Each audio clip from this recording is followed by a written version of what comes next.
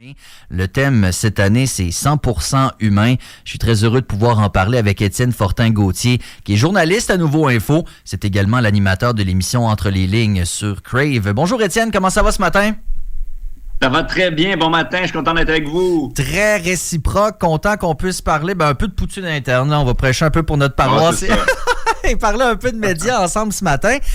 On parle de 100% humain. C'est clair que l'intelligence artificielle est au milieu de la patente, mais on est à la 7e édition.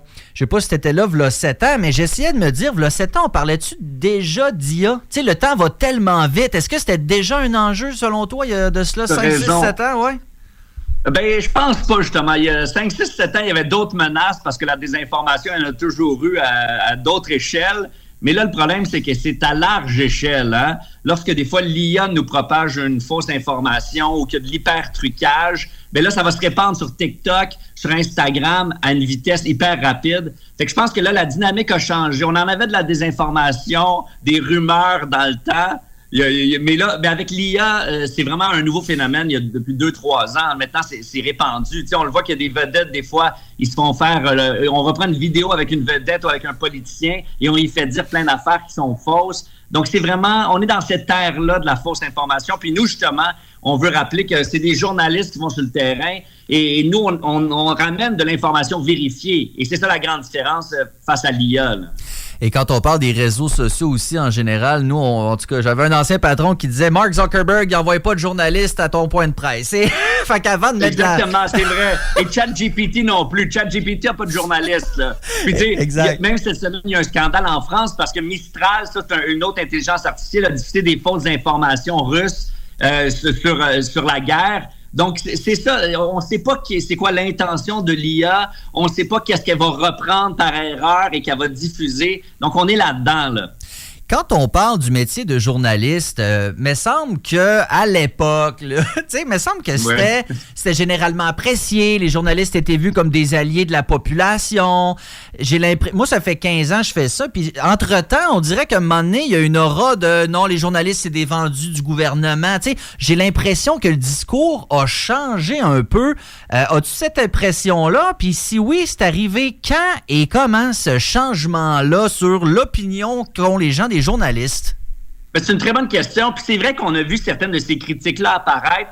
Je suis pas sûr que c'est généralisé dans la population, loin de là.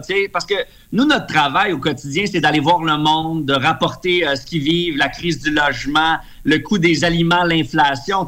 On ne peut pas être plus proche des préoccupations des gens que de parler du coût de la vie en ce moment, là, que ça coûte cher vivre au Québec. Fait que je pense qu'on est vraiment collé sur les préoccupations. Mais c'est vrai qu'il y a eu une impression des fois que les journalistes peut-être manquaient d'indépendance face aux politiciens. Pourtant, c'est faux. Moi, combien de fois j'ai critiqué et j'ai posé des questions difficiles aux politiciens et qui n'ont pas aimé mes questions. Et c'est très correct comme ça. On ne veut pas être amis des politiciens.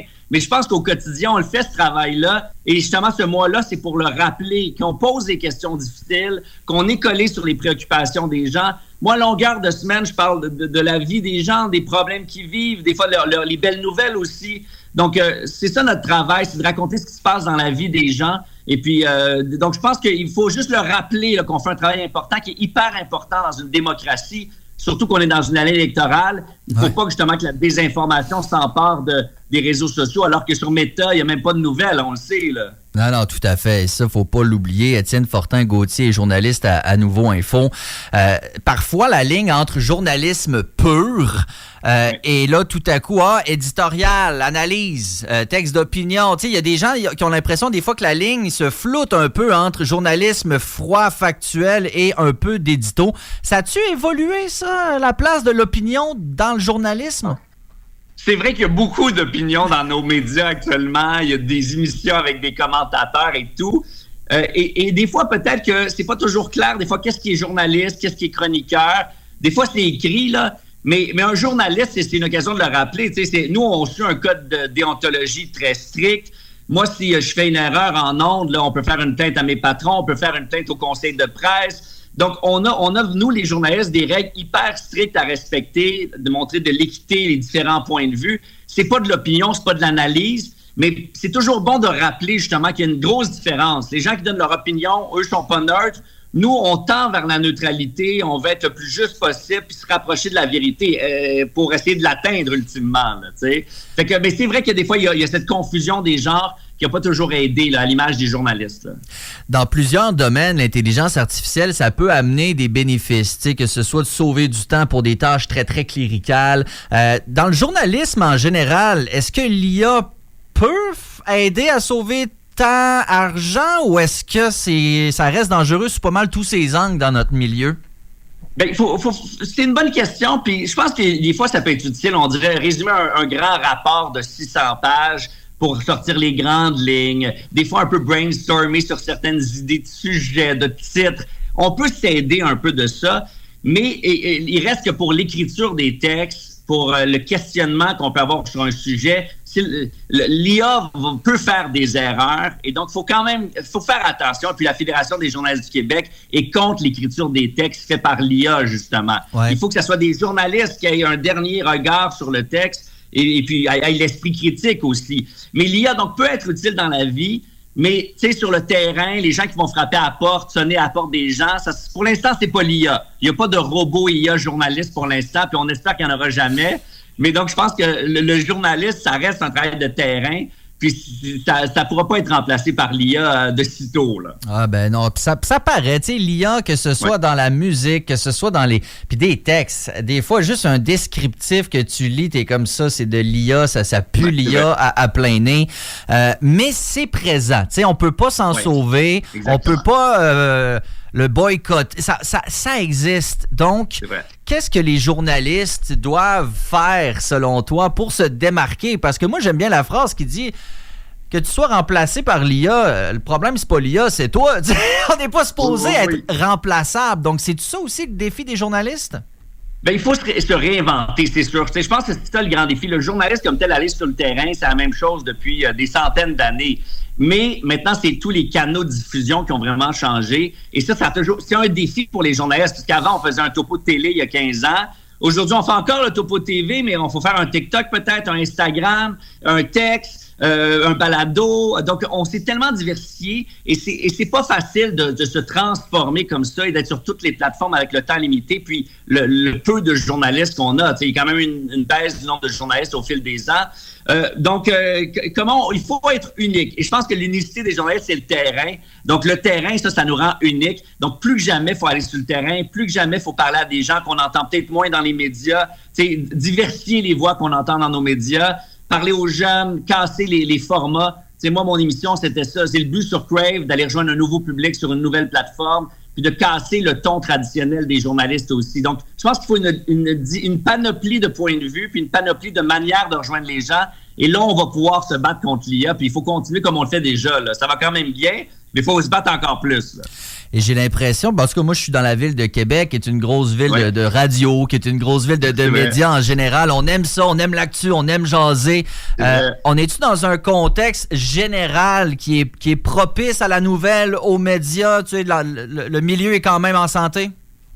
Hier, il y avait le rapport de Reporters sans frontières qui disait que ça va vraiment mal dans le monde. Et puis le Canada, sur des 300 pays, est comme 21e. Fait qu'on n'est pas si pire. On est vraiment, on est vraiment dans une bonne position si on se compare au reste de la planète où ça va de pire en pire. Le Reporters sans frontières dit que ça n'a jamais été aussi pire en 25 ans à travers le monde. Puis le Canada, nous, on est resté stable. Okay. Donc, il y a beaucoup de positifs. Mais tu sais, je pense que le gros enjeu au Canada, c'est Meta, justement, qui ne diffuse pas de nouvelles sur ses plateformes, sur Facebook, sur Instagram. Ça, c'est une honte. Hein? Un bon citoyen corporatif devrait permettre que l'information circule. Sinon, il y a des défis pour rejoindre les jeunes, évidemment. Donc, il y a des défis. Et tu disais que c'est ça. Qu'est-ce qu'on doit faire de plus ou comment se portent les médias en général au Québec? T'sais, est-ce que la reine est bonne? Ouais. On a des gros défis au niveau financier, évidemment, parce que 80% des revenus, c'est maintenant entre les mains de Google et Meta. Donc, il y a eu nos revenus ont vraiment fondu. Et donc, tantôt, tu parlais de l'aide des gouvernements. Oui, il y a une aide des gouvernements qui est importante parce qu'en ce moment, dans un contexte de transition qui est hyper difficile. Et donc, si on veut ces journalistes-là qui participent à nos démocraties, il y a besoin de cette aide-là. Mais ça ne veut pas dire qu'on n'a pas une indépendance face à eux, comme je t'ai dit tantôt, parce que je pense qu'il y a des articles là, qui montrent les erreurs, les gaffes de nos policiers. Il y en a. on peut pas dire qu'on est biaisé par rapport à eux. Là. Non, puis même si c'est pas parce qu'il y a une station de radio qui a des pubs du gouvernement du Québec diffusées dessus que tu peux pas critiquer le gouvernement. Là, il y a des gens qui pensent ça dur comme fer, puis je pense que toi et moi, on est capable de prouver que non. Là. C'est pas parce que le gouvernement annonce sur tes ondes que t'es ligoté, quoi, que je peux comprendre s'il y a des gens qui pensent ça. Là. Étienne Fortin-Gauthier est journaliste à Nouveau Info. C'est la 7e édition des Semaines de la presse et des médias. Y a-tu des activités précises à Québec? Est-ce qu'il y a des trucs pour la population ou c'est juste du monde du milieu comme toi et moi qui jasent ensemble? Non.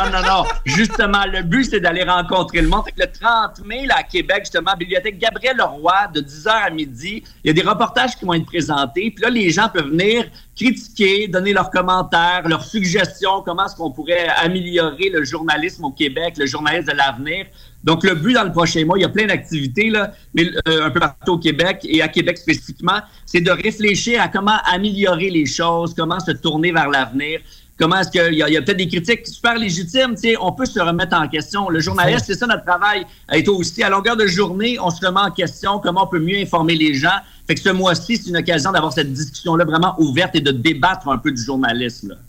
Étienne Fortin-Gauthier, ça a été un grand plaisir de pouvoir jaser avec toi ce matin. Merci beaucoup d'avoir pris le temps, puis bonne semaine de la presse et des médias. Un plaisir partagé, là. Salut Québec, bonne journée. Bye-bye.